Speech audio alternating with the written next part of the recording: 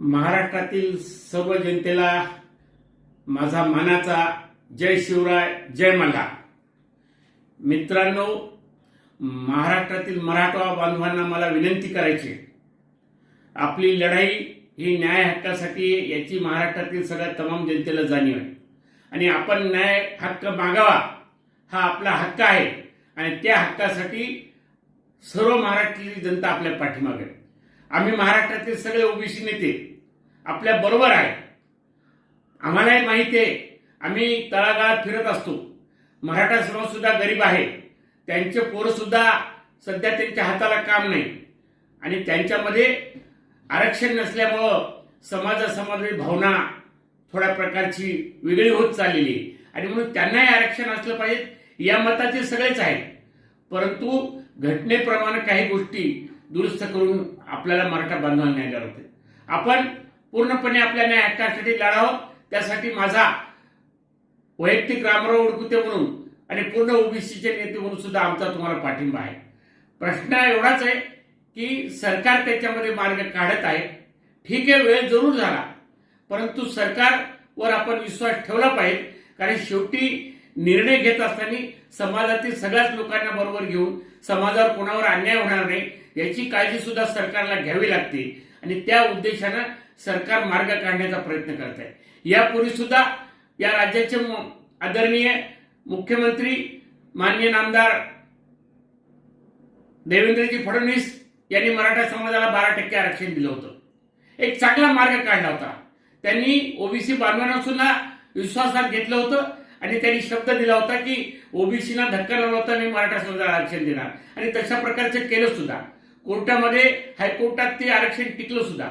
पण दुर्दैवानं पुढे काय झालं, हा राजकारणाचा भाग होते, मी बोललं तर त्यामध्ये मी बोलू इच्छित नाही, पण दुर्दैवानं सुप्रीम कोर्टामध्ये ते आरक्षण टिकलं नाही आणि म्हणून आज मराठा बांधवावर ही वेळ आली.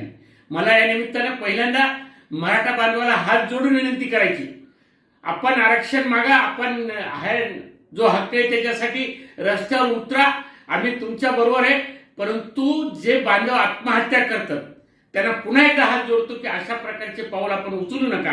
कारण आपण समाजासाठी झटावं हे जरी असेल, परंतु आपण ज्यांनी आपल्याला जन्म दिला त्यांच्या काय भावना होत असतील, आत्महत्या झाल्यावर त्यांच्यावर काय वेळ येत असते याचा सुद्धा आपण जरा विचार करा आणि म्हणून हे टोकाचं पाऊल पहिल्यांदा उचलू नका अशी आपल्याला पुन्हा एकदा नम्र हात जोडून विनंती करतो. आपल्या बरोबर सगळा महाराष्ट्र आहे. आम्ही ओबीसीचे सुद्धा नेते, आम्ही मराठा समाजाला मोठे भाऊ मानतो. परंतु आमचं तुम्हाला एवढंच म्हणणं आहे की सरकारला मार्ग काढू द्या, छोट्या भावातल्या ताटातलं घेऊ नका, अशा प्रकारची आपल्याला सुद्धा आम्ही विनंती करत आहे. मला जरंगे पाटलाला मनापासून धन्यवाद द्यायचे आहे. आमचा धनगर समाज सुद्धा आरक्षण चालू आहे. घटनेनं तर आम्हाला 36 नंबरवर आदिवासी म्हणून जाहीर केले, तरी सुद्धा 75 वर्ष झाले आम्हाला न्याय मिळत नाही. त्या न्याय हक्कासाठी धनगर समाज लढत आहे. जरंगे पाटलाला पुन्हा मनापासून धन्यवाद द्यायचे.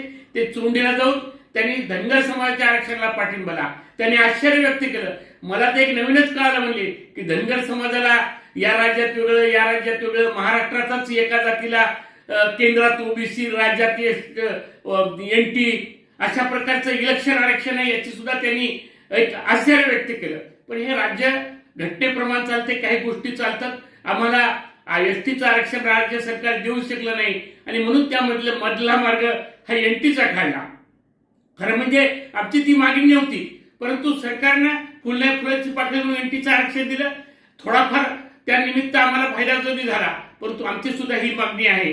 पण त्याला सुद्धा जरांगे पाटलाने पाठिंबा दिला आणि मराठा आणि धनगर एकत्र आपण लढूया असं सरकारने म्हणले. मी खात्रीने सांगतो की पूर्णपणे मी तर तुम्हाला जाहीर पाठिंबा व्यक्त करतो, परंतु ते करत असताना आपण टोकाचे पावले न उचलता आपण एक चांगले शांतपणे ज्या पद्धतीने जरांगे पाटलांनी विनंती केली की आपली लढाई टोकाची.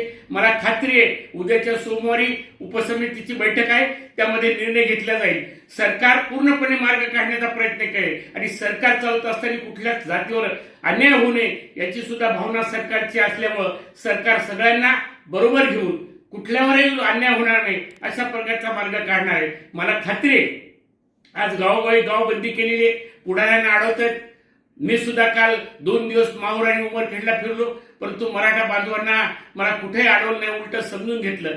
त्यांचा फक्त मराठा आमदारावर मराठा पुढावर एवढाच राग आहे की जसे बाकीचे लोक आपल्या जातीसाठी शब्द उच्चारतात तसं आपण सुद्धा काही बोललं पाहिजे ही त्यांची भावना आहे. त्यांची भावना काही चुकीची नाही, परंतु लोक बोलत सुद्धा आहे काही ठिकाणी जरी हे करत असतील पण तू मराठाचे पुढारी सुद्धा हे आरक्षण मिळालं पाहिजे अशा प्रकारच्या भावना सगळीकडे मांडल्या जात आहे. आणि म्हणून आपल्याला मी पुन्हा खात्री देतो की सरकार पूर्णपणे माननीय एकनाथराव शिंदे साहेब असतील, देवेंद्रजी फडणवीस असतील, माननीय अजितदादा पवार असतील, हे चांगल्या प्रकारचा मार्ग काढून लवकरात लवकर मराठा समाजाला आरक्षण देतील याची मला खात्री आहे. मला पुन्हा एकदा विनंती करायची की आपली न्याय लढाई चालू द्या, आमचा आपल्याला पाठिंबा राहील, परंतु टोकाचं पाय लावून आत्महत्या करू नये अशा प्रकारची मी विनंती करतो.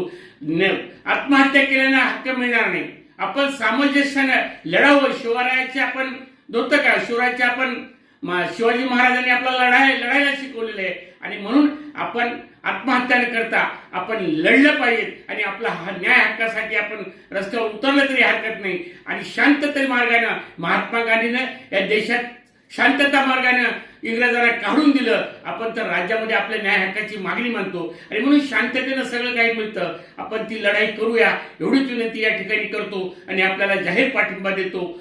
जय मल्हार, जय शिवराय,